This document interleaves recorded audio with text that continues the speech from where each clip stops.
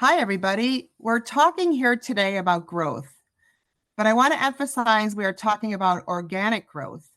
Many advisory firms have had great earnings in the past few years, driven mostly by market gains and acquisitions. I mean, we all know that. That's inorganic growth. We're talking here about the more difficult but more essential growth, organic. In its simplest form, the formula for organic growth is first retention and then net flows. The challenge we hear most among the advisory firms struggling with organic growth is the impact of an aging population. Clients consolidating to fewer providers at the expense of some, and the net withdrawal of assets. So we're going to zero in on that today. But before we do, I just want a quick introduction. I am Cheryl Nash. I am here at InvestCloud and really excited to be with this panel of experts in this area. So we're going to go around and ask each of you to just do a 2-second, if you don't mind, introduction of yourself. So start with you, Tom. Sure, 2 seconds. So I'm Tom West. I'm a senior partner at Signature Estate and Investment Advisors. And I'm coming to the panel as a practitioner and an advisor, in addition to a subject matter expert on the issues around longevity. Great. Michael? I'm Michael Roth. I'm the Chief Product Officer of Digital Wealth here at InvestCloud, and I'm coming to the panel as an expert regarding financial technology and engagement and retention for financial advisory firms and banks across the globe. Great. I'm Michael Keogh, Managing Director with iCapital. I lead up our product development efforts, particularly on the semi-liquid space. So think BDCs, REITs, tender offer funds, and the like. Wonderful. Thank you all. So I think we're going to zero in on some of the drivers of organic growth. There's 3 key strategies that we think about when we think about organic growth. First, retain those aging clients, more importantly, their families, and that's where Tom West is an expert. Secondly, we're going to add valuable products to the relationships that we don't have now. Michael Keogh from iCapital, the expert, especially when you think about alts, which is the hot topic in today's industry, today's environment in the industry. And then third, my colleague from InvestCloud, Michael Roth, will talk about how we can get efficiencies for the advisory firm, greater simplicity for both the advisor and the client that enhances the experience for both. So really excited to have this panel of esteemed colleagues. So Tom, let's start with you. So what's happening? You know, we've heard for years about the retiring age wave. Our next chapter director, Ken Dykewald, has led this discussion for about 30 years. You see it up close every day. What should advisory firms be doing? Well, Cheryl, when you reference Ken Dykewald, who was an early inspiration for me back in my mid-20s, somewhere in there, his genius had to do with applying common sense demographics moving forward with some really good insights from a sociological and a psychological standpoint of what we need to anticipate that sort of change in demographics is going to be doing. And as it relates to what firms should be doing, we can tighten up a little bit to just the last 5 years. I mean, 5 years ago was before COVID even happened. And advisory firms need to start thinking about how issues associated with longevity are going to pretty radically change the priorities and the hierarchy of priorities of our client investors in ways that we haven't seen before. Issues associated with senior housing and healthcare, diminished capacity, successor decision-making across G2 or professionals that might be adding different levels of service and value for changing circumstances like that. We as advisory firms need to do a much better job of seeing and accepting the world that we're living in right now and anticipating where we're going to go. Practically speaking, I heard something really interesting for firms, making sure that they have a good assessment of what their practice, what their business looks like right now. And instead necessarily of looking at the average age of their households, think about the average age-weighted dollar that they're managing. And now anticipate how those dollar priorities are going to be changing as early as the next 5 years. How do we anticipate as an industry where the puck's going to go and how to serve our clients right around the corner? I think you said before the pandemic, it's sometimes hard to think about that, right? Right. It's a lifetime ago, it feels It like. is. It sure is. So thank you for that. And when you think about how you should view retention versus consolidating additional assets, what are your thoughts there? Well, two thoughts. The first one is I'm glad we've started to make commonplace the idea of net organic growth as compared to organic growth. I think a huge vulnerability that we've got as an industry is an overemphasis on acquiring new assets and wallet share and whatnot, while leaving sort of the back door of client retention, particularly from G1 to G2, like wide open. We already know that as an industry, we have an enormous amount of improvement that we need to make when a primary financial decision maker in the house either dies or becomes disabled. How do we maintain engagement? And we know that we're some degree of terrible in terms of being able to retain into G2. That's going to be an area when we're thinking about consolidation versus organic growth. It's all the same numbers when you're taking a look at it from a net standpoint. That makes sense. And then lastly, so you're working with Next Chapter, as am I. And I think with that, you and your team have a new engagement target. Can you explain why and who it is? Well, the engagement target that I'm really excited to be working with Next Chapter on is G2. I think that the idea of G1 and all So of maybe the... Tom, explain G1 and G2. Sure, really. sure. What I'm talking about is G1. These are our existing clients right now who tend to be aging, who tend to have their age correlated with wealth, and we're moving through them and their changing priorities and circumstances. I'm talking about a different kind of engagement with their children or their successor decision makers, while we're concurrently serving our existing clients. Since we know that from an industry standpoint, there is an enormous drop-off between G1 and legacies left to G2, how do we engage that second generation while serving the first generation, while zeroing in particularly on issues of successor decision-making in the event that our primary client is less able or less willing? How do we be able to serve the entire family structure in a way that increases our probability of retention as assets are passed from one generation to another? That's an exciting project in a new area that I think the industry should be focusing on. Yeah, I agree. I think I have 3 children that are in their late 20s, early 30s. And from my advisor's perspective, they speak to my advisor is a family office and has their daughter. His daughter is actually an advisor, and that's who they talk to. So I think it's all around like getting the right message and the right people connected. So I think it's really exciting. Right. And knowing where the pump's going to go. Thank you. Yep, exactly. So thank you for that. Any questions from the panel on that? I think that you laid that out really well. So next is Michael Keogh. So adding products to a relationship is both an opportunity to capture additional assets and also to boost margin. So what are you seeing in the market today? What are the products you see most likely to appeal to clients today? Sure. So iCapital's core business traditionally have been a feeder fund business targeting the qualified purchaser. But what we've seen over the past few years is a real shift towards the semi-liquid kind of registered space. So the registered space, let's just define it as BDCs, REITs, tender offer funds, and interval funds. And so most of those are available to accredited investors, or in many cases below accredited investors. And advisors are using those alternatives to help drive overall performance in their portfolios. And in some cases, it's a little bit of an arms race. So if the advisor down the block is offering alternatives and you and your practice are not incorporating it fully, it behooves you to learn, figure out exactly how to incorporate those, and education and access really are those first steps in helping understand how they fit into portfolios and how they may help your clients and your practice. Yeah, we have as an InvestCloud, we have a good number of both wealth managers and investment managers as clients. And I don't think we get into a conversation with those clients today without them asking about alts. What do we see? How are we supporting that? How does an advisor get those as part of their overall portfolio? So it'd be great to hear from you on that.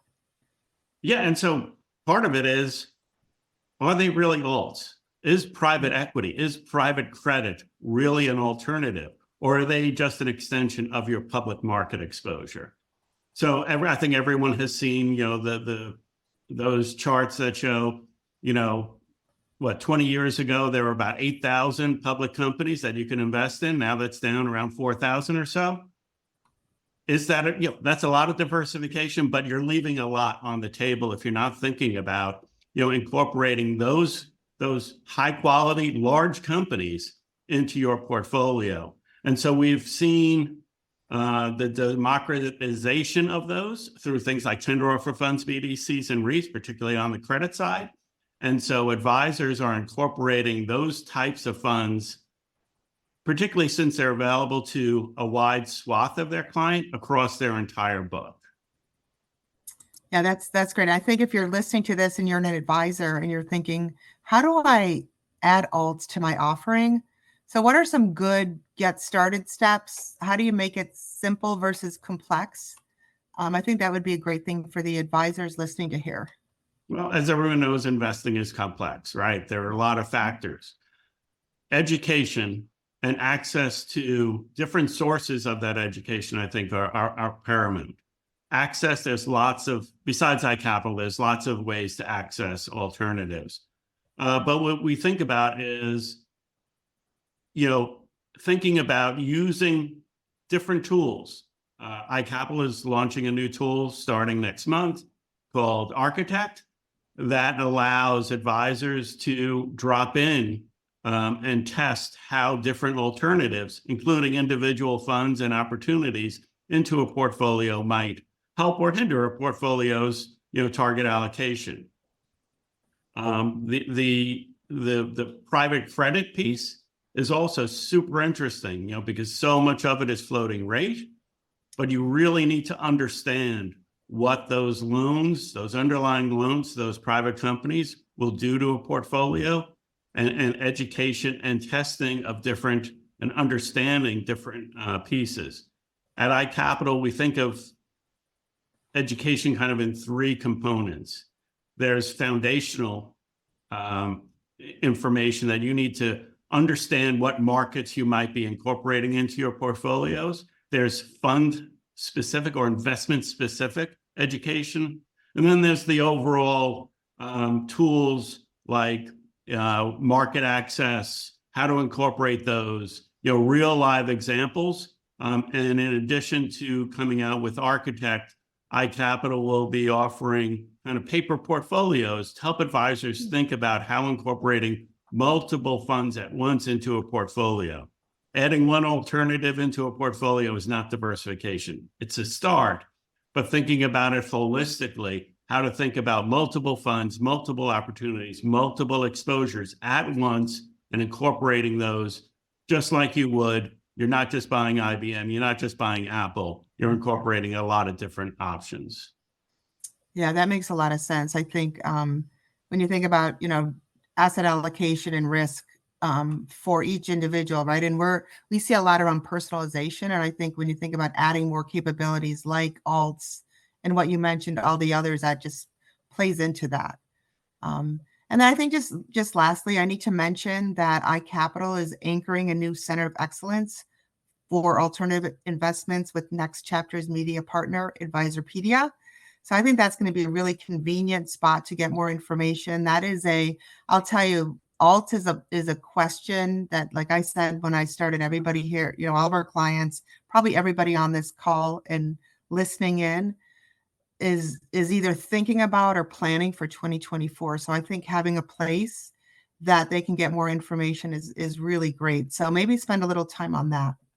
Yeah, so iCapital, as I mentioned, has kind of three pillars on our education, and we're super excited to be adding, a lot of our content and thought to Advisorpedia. We have a lot of individual RIAs who use our platform. We have multiple, over 90 different courses that offer CE right now. And so not only is it CE based, but it's, as I mentioned before, fund specific based. And I think the advisor as well, I would say we would recommend that they use not only iCapital, but everywhere else. Everywhere else you can get some information, because this is new for many advisors. The more places they choose to go get that information, Advisorpedia is incorporating it from so many multiple sources. I think it's going to be a great tool. Yeah, I think we're at InvestCloud, we're actually leveraging Advisorpedia as well through Next Chapter and seeing a lot of good, engagement there. So that's an exciting place to put your information. So Michael Roth, I'm going to jump over to you, my esteemed colleague here at InvestCloud as well. So Michael, tell us what you do and how you're working with advisory firms today. Yeah, so I kind of work as the chief product officer. So not kind of, I do. We're a global firm, and so we focus on everything from tier 1, tier 2, and tier 3. So in the global side, we're working with private banks, universal banks. In the States, we're working with large RIAs, regional broker dealers. We're working with tier 1 banks all the way down to small RIAs in that capacity. And so I really focus on starting with product innovation, product design, going in and kind of marketing that messaging, working with our team to really engineer and develop that product, and then create that adoption and that engagement that is very difficult, obviously, on the front end experience side. So, really what we're looking to do is create an experience for the advisor, for the end client, sometimes for the middle office, to make sure that we're creating and solving the problem that they're leveraging our technology to solve. Great. And it's a lot easier said than done, right? Yes. All right. So Michael, as you think about organic growth, retention, and net new assets, there's so much a function of ease of doing business, right? We know that as we're a fintech company. Yeah. It's making the advisor's life easier, the firm more friendly to clients, and the client's life simpler. Yeah. So what does the current state look like? How can it be better? And then maybe when you're done there, what does the future look like? Yeah. Well, so the current state, it's funny. So I co-founded a firm that InvestCloud acquired, that I ran, and the biggest difficulty we actually had within our space, which was retirement technology, was actually taking the complex and making it simple. What happens when you in fintech, and what happens with advisors or institutions, is they think they want all these different features, instead of kind of taking a step back and saying, what is the problem we're trying to solve? Reid Hoffman, who is the co-founder of LinkedIn, said, start with the problem in the community, then create the product around that. And I think what happens in the space today, and what we've tried to do, is solve for clients and solve for advisors. But what we thought the solution was more and more features, where I believe like the numbers, like over 90% of feature functionality is actually thrown away and not used within technology. And so one of the most difficult things in the current state is that there's a lot of feature-rich functionality, but it's overwhelming for the end investor, and it's overwhelming for the financial advisor. Ultimately, what the end investor wants and the advisor wants is for you to solve the problem that they logged into that experience to solve. So InvestCloud, what we are is a modular technology platform that works across the wealth continuum. And we have two elements where we focus on product engagement and product productivity on the front end side, but then we also have APL on the back end side for supporting multi-asset accounts and multi-vehicles, like just discussed. So bringing those together so we can have one cohesive experience is really important within the space today. So the current state, if you any business focuses on three things: client growth, client retention, and operational efficiency. But if you look at the space today, the two massive problems, number one, are disjointed data. And so that creates the issue of compromised data reliability. It also means that data is all over the place. So how do we actually harvest value from that data if we can't aggregate it together on one single platform? The second issue in the space is a fragmented UI. Now that comes for two reasons. One, because the data is all over the place. And two, that fragmented UI comes because there's a lot of different point solutions. And that's why you've seen the attempt and the evolution of these platform companies coming to bear to help solve that problem. But that fragmented front end results in inefficiency and poor adoption for the end investor, for the financial advisor. And so my thesis, our belief here at InvestCloud, is in order to solve for these inhibitors, fintech firms need to do three things. Number one is you need usable and accessible data. And what I mean by that is you need to unify the data into an extraction layer so that you can make it actually harvestable to add value. And that value could be to the institution, that value could be to the advisor, or that value could be to the end investor. The second thing you need to do, this is very difficult, is to optimize and solve for the user. And so in order to do that, you need to help the user to quickly derive value that they actually logged into that technology for. So the third thing in that element is we need personalized and portable products. And, Cheryl, you mentioned personalization. We talked about alts. All these are huge elements of where the future state is going. But we need different personas are needed for different experiences, meaning if you have emerging affluent versus high net worth, this could be for the financial advisor side or for the investor. So you need the personalization and you need the solutions and the asset expansion like alts to actually meet this personalization need. And then within those portable products, if you look at financial institutions, specifically global banks or tier one banks, but even regional, broker dealers, you need consistent brand, and you need to be able to leverage the product, whether geographically or the channel of business. So you can think of, maybe I'm an emerging affluent client, but then I sell my company and I become a high net worth client. You want consistency of brand, but you want to re-leverage all that, interaction I've had so that we've learned from that client as we move them into a new experience that's more relevant to their current state, their current life cycle, and that current life management. And so those are so important elements. And so if you look at the current state, I mentioned it's disjointed data and fragmented UX, but there's a lot of firms out there doing great things, like providing alts, like trying to provide a platform experience. But the problem is it's still disjointed. It's not there yet. And so the future state is bringing it all together in a way where the data is accessible, where we can actually solve and optimize for the user, and then we can make it personalized and it can be leveraged across the wealth continuum. That's really where the future state of technology within financial services is going. And AI is a big component of that. Yeah, I think I'm surprised it took this long to say AI, but AI is like one of the biggest focus areas that we hear about all the time. But I think, you said it really well, Michael. I think when you look out in the industry today, there's so many disjointed solutions.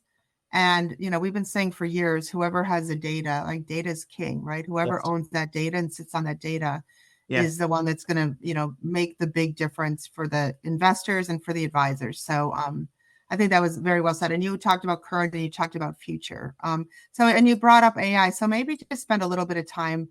I love ChatGPT. I'll say that. Like, I think that there's some great use cases for it within our business, within some of the presentations we do and such. But maybe talk about the role of AI in chat. I'd love to hear your view on that. And then, how much, how important is it? How much is hype? How much is real? Yeah. So let me kind of segment those out because chat's kind of, it's a byproduct of AI. So I've spent a lot of time the last year working and meeting with hyperscalers across the country and having conversations around AI. And I started every conversation with them saying, I'm not here because I think AI is cool or it's trendy. I'm here because I think AI can either provide us to kind of jump over the competition, or I believe AI will create us a destruction within our services. So I'm strongly believe that AI is going to change the industry forever. And I think it starts in three ways. One, I believe you're going to see it internally within institutions. And so optimizing engineering, optimizing efficiency, hero risk. A lot of companies, even ourselves, you have a lot of SME knowledge. You want to democratize that as fast as possible for training and for learning. So those type of elements are huge within AI. The second element is for the advisor experience. And so this can come from anything from next best actions to recommendations to leveraging chat to say, okay, what is the best use of my time, right? I'm coming into this experience. Tell me what to do to optimize my time. Tell me that, these clients under this age will provide this increase in assets, or tell me that this client, the best way for me to help them is by leveraging this portfolio that includes this percentage of alts. Those are all elements that AI can help us with as we learn in more and more with that data-centric approach that Cheryl, that you mentioned. And then the last one is the investor. How do we interact with the investor? How do we provide their experience to make it more powerful, leveraging chat and leveraging interactions? One thing I think is that you're going to see for the next year is a lot of these large institutions, the banks, the RIAs, playing with and doing things within AI, and also within fintech firms doing stuff with AI. And I think this is going to be a learning year. And then I think following that year, you're going to see an explosion of AI use cases showing margin, showing ROI from leveraging AI. And you're already seeing that today, but I think there's going to be a massive explosion exponentially within the next year. The one thing that I think doesn't get talked about enough, and maybe that's just because I come from like a design mentality, is that, design and UX UI experiences is going to be transformed. I think we're going back to, if you think about what happened with the internet and Google, we're in search. I think this text-based experience is going to come back into the future because of AI. And so it was the Figma CEO said it best. He said, he said something of the nature of the best designers are thinking about code, and the best engineers are thinking about design. If you think about it, what chat is doing, what Chat GPT did, and what generative AI is allowing for now, is that I can come into an experience and leverage just text or leverage just voice. So I can literally say, show me, every client under 40 who has $5 million of assets that I manage, and show me what that growth curve looks like, or show me what my next steps action should be with them.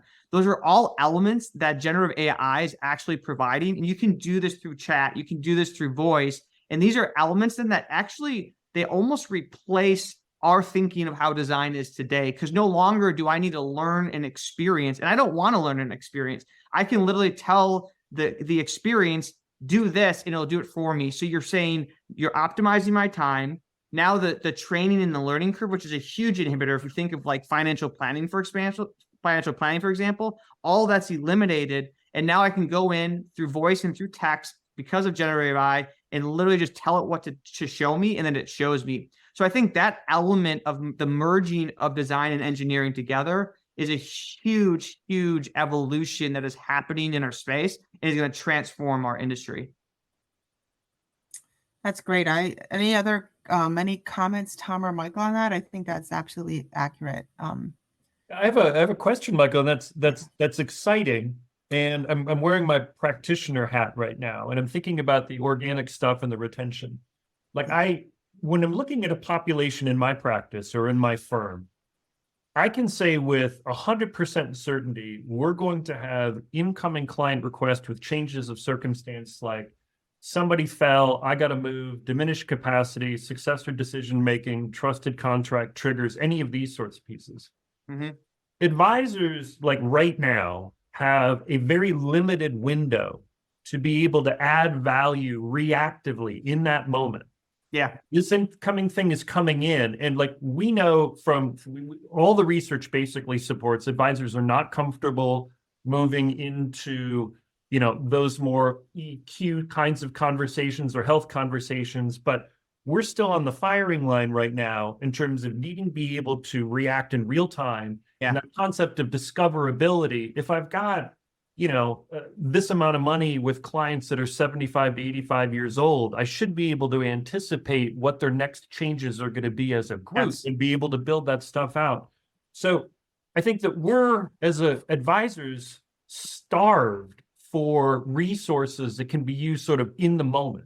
And I think that the industry is behind in terms of giving us the tools that we need to serve the clients that, in my experience, directly drive retention right now. What can we expect is going to be like the first on deck in terms of our advisor experience to be able to serve like reactively and predictably those client events that are really driving retention and G2 relationships. It's funny you're seeing it the same way, and I love your word that the advisors are starved. And so I think like you know, when you co-found, when you do a startup life, you don't have the luxury of sitting in an ivory tower because you go bankrupt if you do that. So I know the feeling of saying I have a vision, but I need to practically implement it chapter by chapter for that book to be created. And when you know, when you were talking about that starvation, I think what we're initially going to see, so you've already seen kind of the light, you know, generative chat AI, where it's like I can ask it some SME questions, right? You're seeing that type of evolution for the advisor. But I think what really where we're looking to go and what we want to do is exactly what you said, the reactive nature, where I come in and before I actually even know there's an issue, you tell me what to do.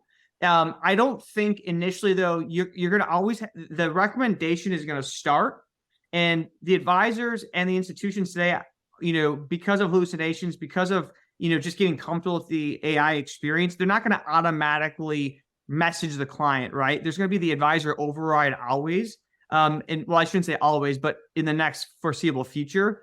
But I think what you can see is that ability to say, hey, client X just got an inheritance. We recommend these 3 insurance products for you to look at, given their current life cycle, where they're at with that cycle. I think that is definitely foreseeable in the next 12 to 18 months, that you could actually see those type of reactive responses.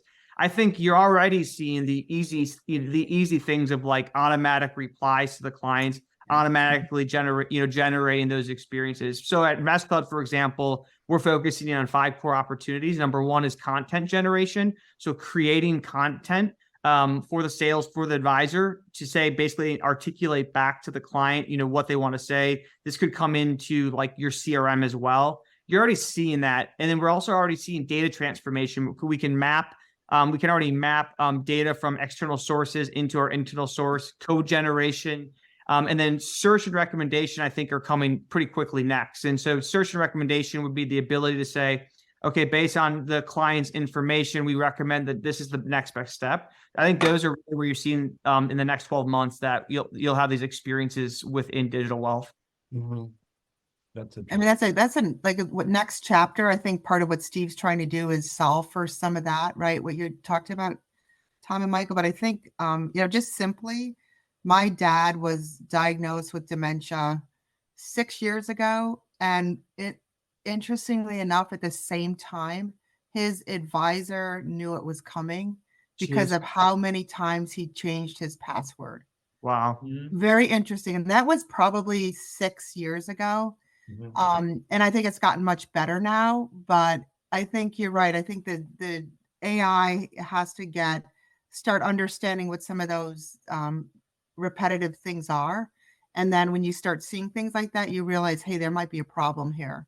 So very interesting. I think I know that's what Steve's trying to solve for when you think about longevity and what's about to hit with, you know, people living longer and all. So that's a great conversation. So thank you. So Michael, Keogh, anything you want to add or you want to ask one of the fellow panelists here? No, you know, AI, you know, being a fintech, but more focused on a B2B business, AI is top of mind here. We're using it internally in some instances. We load it up. We have over 1,400 funds on our platform where we have lots of data. That's all been loaded up. Just trying to figure out exactly how we can use that to help the advisors, you know, in their practices. Yeah, Michael, I think that you guys have such a unique spot in that role because of, you know, the data you're getting. If you think of, you know, the flywheel effect, you know, when social media came to be, you know, at first we were scared to put our email in, right? And then we got value, and then we put our name in, and then we put our cell phone number in. And it is this, it's like, I see this as an evolution of trust with AI.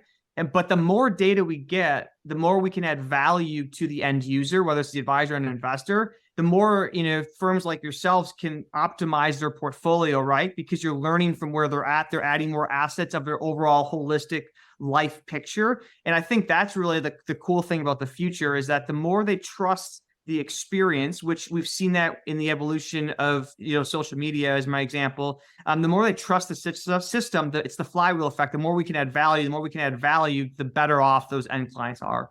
Yeah, I think what we've seen is, I mean, with the way we like to see it, maybe perhaps, is those advisors, those RIAs, those broker dealers that incorporate all the functionality of iCapital into their practice are more successful in allocating.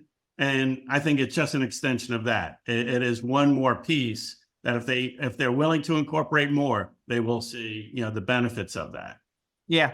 And I think what's important in the space too is for us, firms like ourselves, to work closely together, because we're all doing something, we all have kind of our niche of value.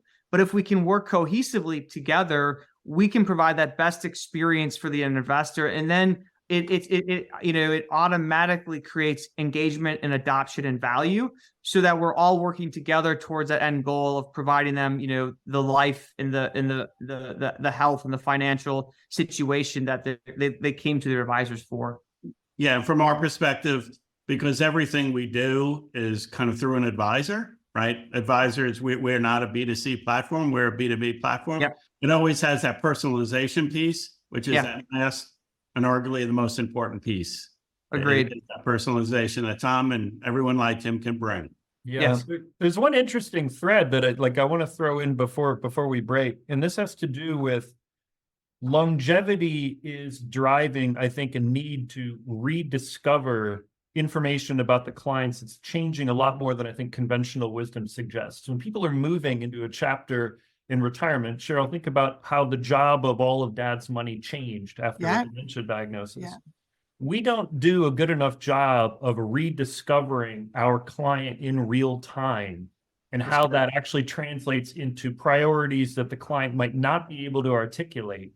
The idea of AI and tech being able to organize and make the advisor's life easier, and even when you're bringing in sort of the alternative space, like if I've got a client that all of a sudden has a different situation because of large itemized medical expense deductions, I can get out of appreciated positions, I can incorporate new non-correlated assets and be able to do that in real time in response. I'm excited about the way these things are going to be stitching together for this generation that's got the most changing needs and where all the dollars really are. So that I appreciate very much the way that this panel came together. Yeah, me too. It's and it's real, right? We're like they say our generation, at least my generation, like the sandwich generation, focusing on our parents, focusing on our kids, right? And making sure that both are in a good spot. But the parents, especially, since then, my dad's passed away, but my mom's 87, still lives on her own. Literally just got a hole-in-one playing golf the other day. Phenomenal, healthy, but we all say, what happens if there's a turn? Right. Because you're right. It's all like that's the big focus. I think that these firms, and that's what I love being part of Next Chapter, is that focus is there. And I think we all need to really take that and think about that and understand what that means. Agreed. Yeah. So any closing thoughts as we go around? I do love how this panel, some great comments from all of you. Any closing thoughts? I'll just highlight on the ending there around longevity. I don't think that's talked about enough. If you look at retirement, I mean, that's really the average age of what an advisor is projecting or guessing is 70 or 75, but then all of a sudden you're talking about 95, longevity life cycle. You need a whole different approach than modern portfolio theory to solving that problem. Yep. And that includes alts, that includes insurance annuity products, that includes rethinking where they're at in their life cycle. You have these hybrid retirements too now in the market. It's a whole different conversation when you talk about longevity. And if you have that accurate kind of advice around that, or you're bringing that into the situation, I think, the panelists made a great point about that. Yeah, Michael, I remember building target date funds for Oppenheimer funds 30 years ago. Right. And the question was, do you do it to or through retirement? Right. Yeah. And it's not through retirement. It's through 90. Yes. Yeah. Yeah. Yeah. Isn't that funny? The shift. That's insane. Tom, any closing thoughts? I think that the idea go all the way back, Cheryl, to your Ken Dykewald 30 years ago. Yeah. Demographics is destiny. We know where this is going. And I think just situational awareness of how me as an advisor, how my practice, how my firm, and the way that the other panelists are being able to support all that, like demographics is certainty. Like we know where this is going to be. And I think this shared commitment of sort of increased vigilance on how different disciplines like this panel brought together are able to support where we're all going together. I think, again, proud to be part of next chapter with that. Yes, me too. And I think focusing on the right things, and it's been a pleasure for me to moderate this panel. I think each of you brought great expertise, and this is a really important topic. So appreciate it. So thank you all. Thank you for joining us at Next Chapter. Please check us out at nextchapterinnovation.com. More and more exciting discussions like that will be had. And I applaud Next Chapter for focusing on this very important and timely issue. So have a great day, everyone. Thank you. Thank you. Bye.